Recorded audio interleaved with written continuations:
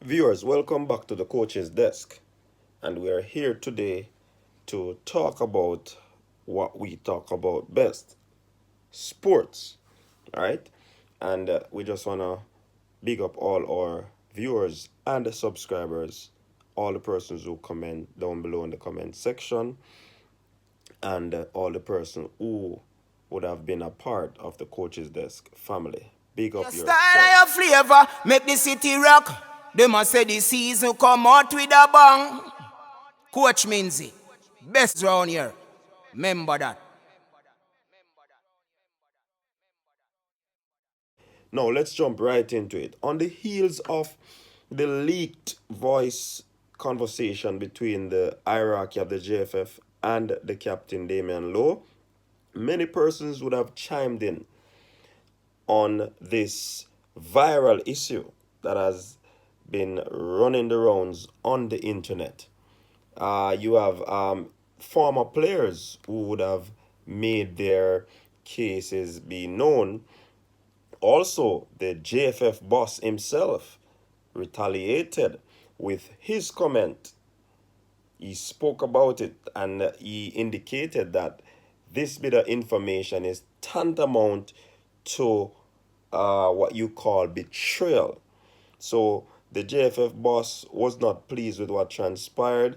To know that the player actually recorded the information, the conversation rather, that they would have been having where negotiations are concerned. But I do believe that this recording could have been a case where he wanted to bring back to the players an indication of what the hierarchy was saying in terms of their wage negotiation. So, definitely, I don't see anything wrong with recording something that many persons could thread through it and say that yada yada yada, horse dead and cow fat and so forth. But I do believe that it could warrant a recording for Damian to take it back to the members of the team.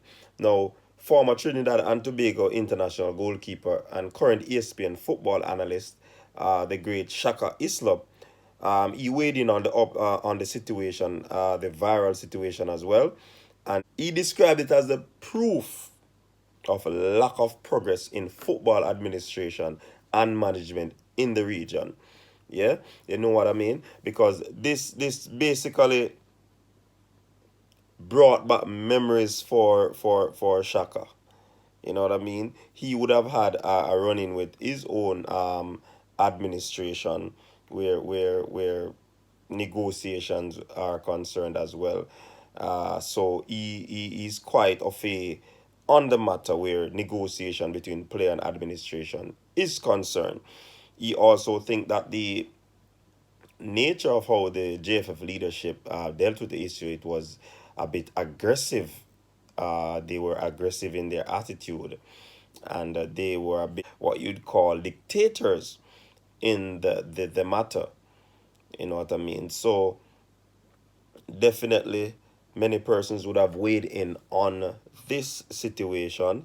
Reggae Boy, former Reggae Boy striker, top striker for Stoke City, Ricardo Fuller, he would have weighed in on the situation as well, and he stated a whole lot of things. You can go on the Coach's Desk web channel, search a channel, and you'll see that we would have had the video of Ricardo Fuller making mention of some of the inadequacies in the JFF and some of the stuff that they would have gone through as past or former players. So this viral thing is catching the attention of many persons who wants to give their 2 cents on the matter. And many persons chimed in that what the JFF needs to do in a situation like this is to put pen to paper, put a system in place that when they call up players, a contract will be there to indicate what the players will get, so that in the future they will not have a situation like this. However, some persons also would have chimed in.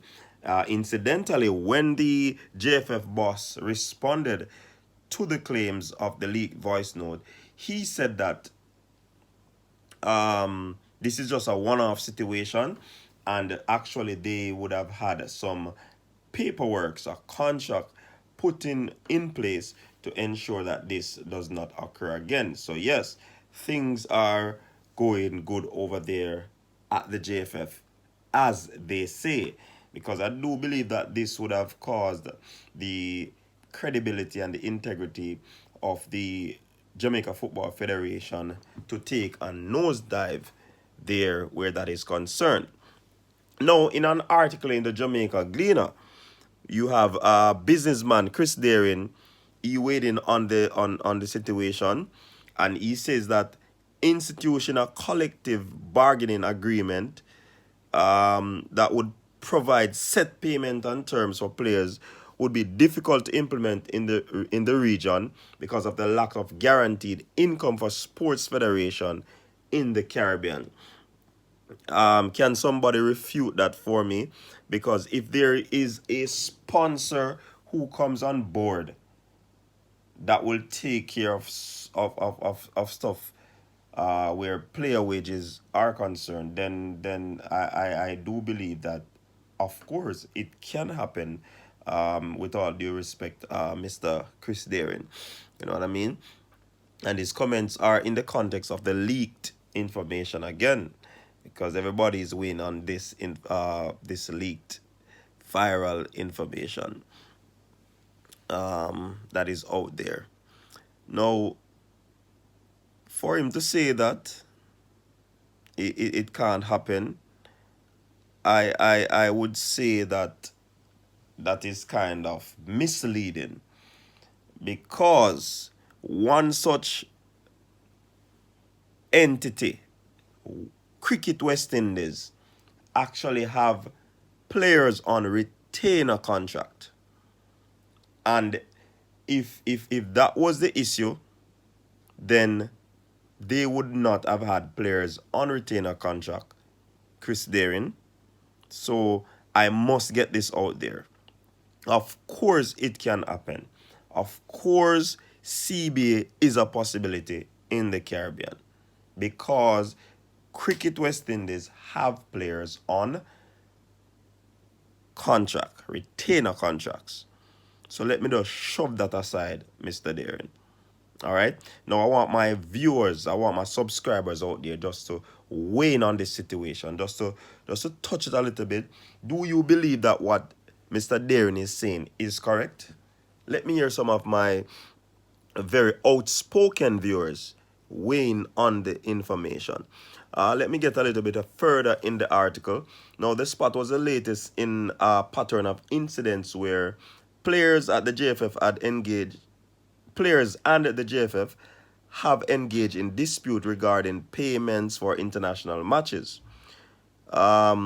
Basically, he's saying that outlining the CBA structure used by the United States Soccer Federation as a point of reference is null and void. And that was used by Shaka Islop, who made reference to the CBA that the United States Soccer Federation used. However, Daring says that having a CBA in the Caribbean would be challenging because of the uncertainty of income generated to pay the players.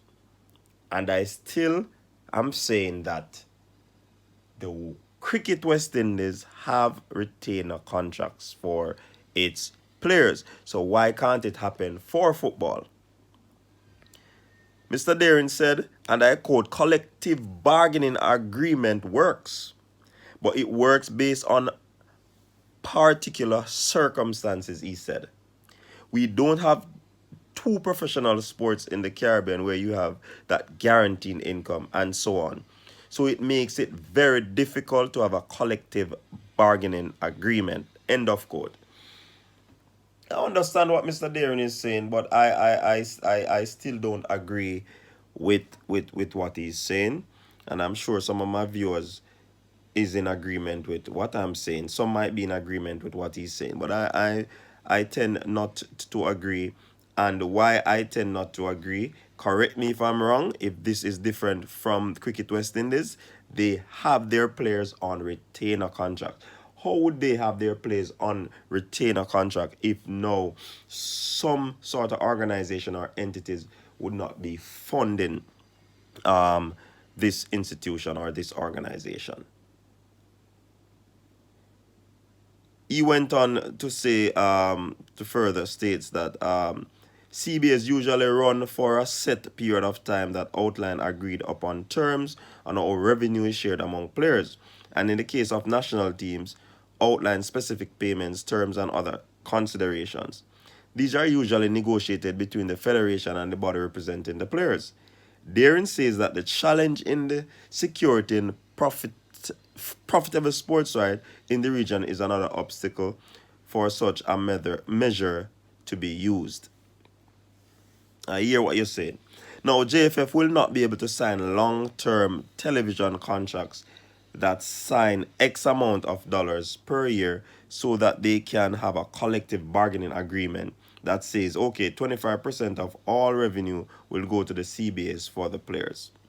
So we have a very peculiar challenge in the Caribbean. Darren said revenues up and down, and generally we simply don't have the revenue base that really give effect to a collective bargaining agreement. So what Darren is saying is essentially that futuristically it will occur again. Players and the federation will have issues, and what they need to do is to keep these issues outside of the public. Darren is saying that, and the JFF president stipulated that there is something that is going to be on paper for the player to sign. Then he's not in agreement with what the JFF boss has said in previous interviews. Because upon knowing that the information had leaked, he came on a program, he shared his views, and he said that that was a one-off situation and they would have had a team in place to sort out the paperwork to ensure that players will be contracted. In other words. So I'm not sure if I'm gathering what businessman is saying in this situation. You know what I mean? So this is something that needs to be looked into. Can it happen? Or will it happen? Can it work? Or will it not work? Let me hear what your thoughts are, viewers and subscribers, on this issue. Is the CBA hard for Caribbean organizations? Is it possible? Or is it bringing the ass to the water? Thank you very much for tuning in again to the Coach's Desk. You are always appreciated. Big up yourself, Coach's Desk Charges. I'm out.